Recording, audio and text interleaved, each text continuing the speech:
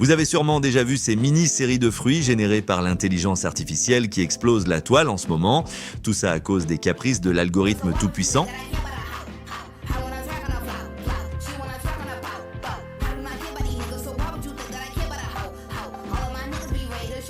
C'est une parodie du style Île de l'amour où des bananes, des fraises et d'autres fruits tombent amoureux, se trompent et se trahissent. Du contenu racoleur et bas de gamme, clairement. Et pourtant, ce contenu devient l'un des formats les plus populaires sur Internet, avec des vidéos cumulant des centaines de millions de vues. Depuis environ 2022, il semble qu'une nouvelle tendance émerge chaque année pour exploiter l'algorithme grâce à l'intelligence artificielle. Au départ, c'était les histoires de chats tristes qui dominaient, d'abord sous forme d'images pas animées, avant de devenir entièrement de véritables animations. Ces récits semblaient être les prémices du drama que l'on voit aujourd'hui, avec déjà des thèmes de trahison et de problèmes sentimentaux. Mais cette nouvelle vague provoque des réactions très partagées. Certains sont franchement repoussés par les visuels absurdes et les intrigues vulgaires, au point de se demander si l'humanité régresse.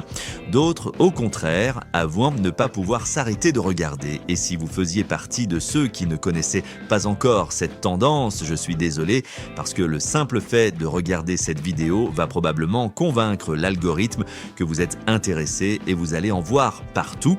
L'existence de ce phénomène soulève des questions sérieuses sur l'avenir des réseaux sociaux.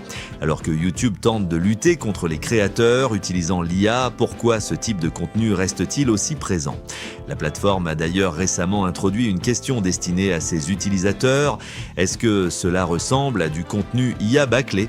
Certains pensent que c'est simplement une manière d'entraîner ses propres modèles pour produire de l'IA encore plus convaincante. Pendant ce temps, des créateurs légitimes se retrouvent injustement signalés et démonétisés.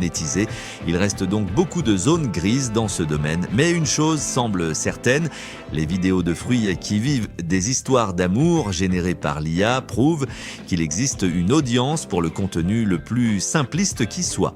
Que ce soit parce que des milliards de personnes l'apprécient sincèrement, parce que les algorithmes sont programmés pour le pousser, ou probablement les deux à la fois. Dites-le moi en commentaire ce que vous en pensez et n'oubliez pas de liker et de vous abonner.